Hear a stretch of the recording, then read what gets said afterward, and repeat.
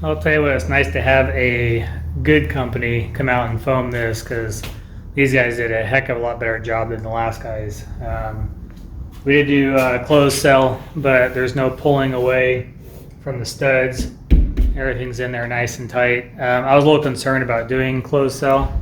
Turned out really good. So I even went through and took a level, put it against the studs, measured from the studs to the foam in spots where it looked like it wasn't quite deep enough. And if my measurement was more than 3.5 inches, that means there's less than 2 inches on the walls, which is what I paid for.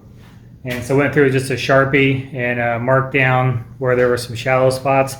The guys didn't complain at all. They'd already taken down some of their plastic, put their plastic back up, shot it. They covered up all the marks I put on the walls, no complaints whatsoever. So that's nice. That last company, it took me calls and calls and just time after time after time and trying to get them to come back out to fix shallow spots, to fix voids, fix all these issues. And this looks great.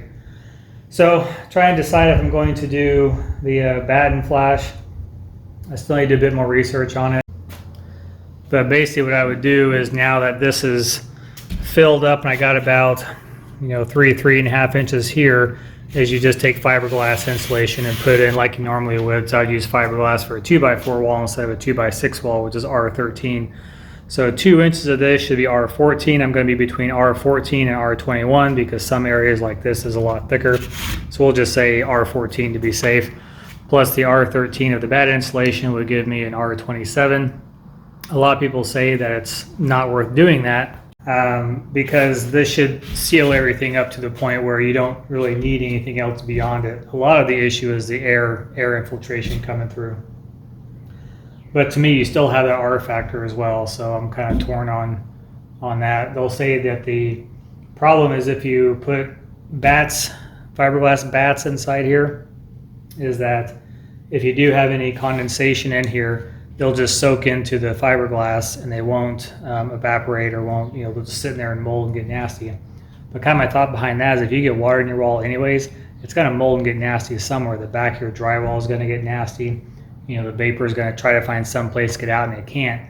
And the only reason why there should be, or why there would be water in here, is if this is not your 2 inches thick and then you get a cold surface and a hot surface being in and having it condensate. So I think we're pretty good on that. So spending an extra, I figured it would be about $250 to put bats in there. Maybe worth it. I don't know. I'll do a bit more research and decide that later. But next step now is going to be finish up Fireplace, and then I can start doing drywall. So once I get the drywall done on the ceiling, then I can go ahead and get that blown. But I can't do that until I get the ductwork in. I can't do that until I get the fireplace in. So I'll do fireplace, ductwork, ceiling. Then I can move the windows and doors and stuff over, and so I got to do the ceiling, then insulate, then move the windows and doors over, and then drywall the walls, and then get the drywallers in here. Okay, for the next date, I'm going to try and get this insulation wrapped around it. So this insulation has two sides. You got kind of a fabric-y side, and then you got the fluffy side. So I talked to the manufacturer and they said the fluffy side goes in, and then the mortar squishes up against this side, which is more waterproof, I guess. I don't know. I guess that makes sense. So I'm going to try and wrap it around in one big piece. I think the last time I did this, I did it in separate pieces, but it's about 2 inches short. So I put the 1.5 inch blocks down here. It's going to kind of raise it up a little bit, and then I won't have to cut under this area or underneath the pipe there. I'm not quite sure how it's going to stay in place until I get block on there, but at least I can get it up and get it cut. And then try to start work on the block. This area is being a little bit of a booger because this is 7 inches. Of course, block comes in 8-inch lengths. So I'm going to have to do some funky cuts to try and make that work, but I think I have a plan there. And see how far we get. I only have one bag of mortar. So it'd be nice if I could at least get the felt wrapped around it, or the insulation wrapped around it, and then get at least one course, if not two. I'm assuming my first course is probably going to be pretty thick again. Underneath here, I'm just going to lay these blocks. I'll cut them down to 4 inches and then lay those just one row through here, because the door cover that slides on here has a pretty good gap around it, and they give you a bunch of insulation to shove in there.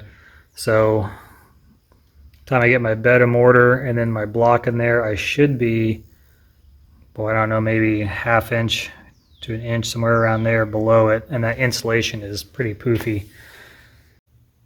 But really, until I get up to a higher course, the insulation is going to be flopping around. It's going to kind of be in the way. Luckily, it's not very windy today. I may have to prop it up with something overnight. Got to run out of town this afternoon, do some errands, a little bit of work, and I'll get some more mortar and stuff, and hopefully this goes smoothly. I'm always concerned starting something new that I'm not very good at. Okay, I've cut several pieces here, and I'm about to the point where I can start mixing some mortar up. So I got everything just laid in there dry right now to try and figure out how it's going to go together. I went ahead and screwed my intake vents on. So around here is just going to be a bunch of insulation shoved in there. And then I got 3 sheet metal screws holding that in. And so I'm about the point where I'm ready to go. I think I've got to trim a couple of those down 1/4 inch or so to make sure they fit right. But beyond that, I think I'm about ready to start. When I get up to here, the reason why I'm stopping is I've got to do a custom cut so that the lintel, which is basically a piece of angle iron metal, can go across, and I got to figure out where exactly I'm setting that. I measured the doors, and they're actually made to leave about a ½ inch around the whole thing for insulation. So this outside flange is as far out as I need to go. Same thing with this top flange and the bottom one. So there'll be insulation wrapped around those, insulation wrapped around the inside. It'll be good to go. So I'll look at this for a little bit longer and then start mixing some mortar and slapping it down.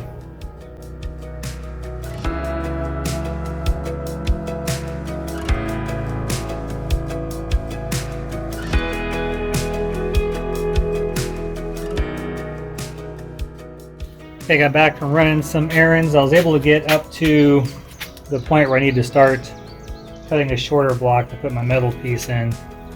Everything seemed to go pretty good. This wall, you can see it kind of starts to go out just a hair. I don't think it's going to be a big deal. Everything else is pretty well lined up the way it's supposed to be.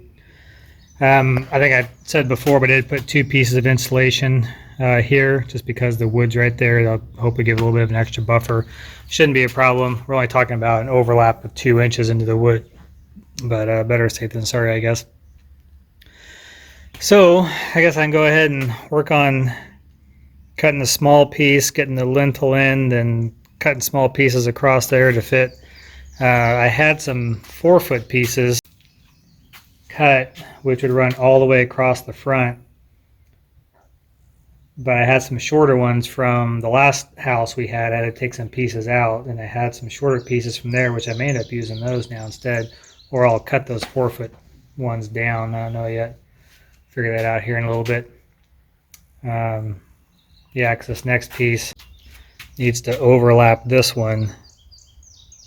So if I did a 4-foot piece of metal, come clear out to here, and that wouldn't work out very well. So I would have to actually cut the metal to there,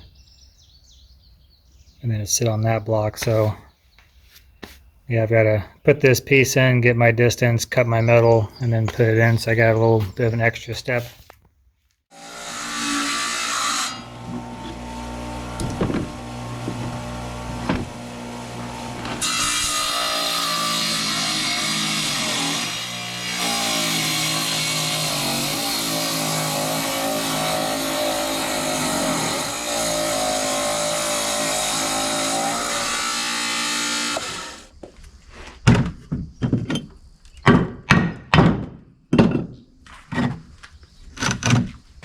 Okay, I'm pretty sure I got all my pieces cut. Lintels are in, so this is what it is.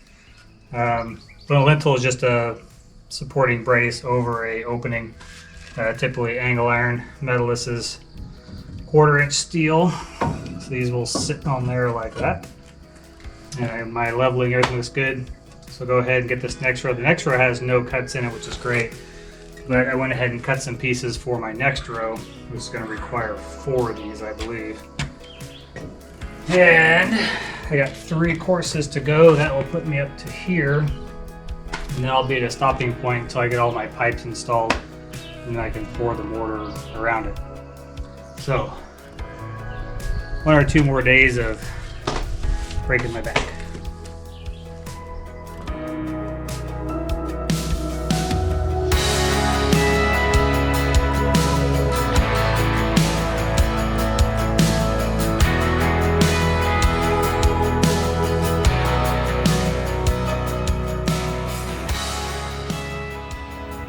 Okay, it's much later in the day. I had to run into town and get some work done.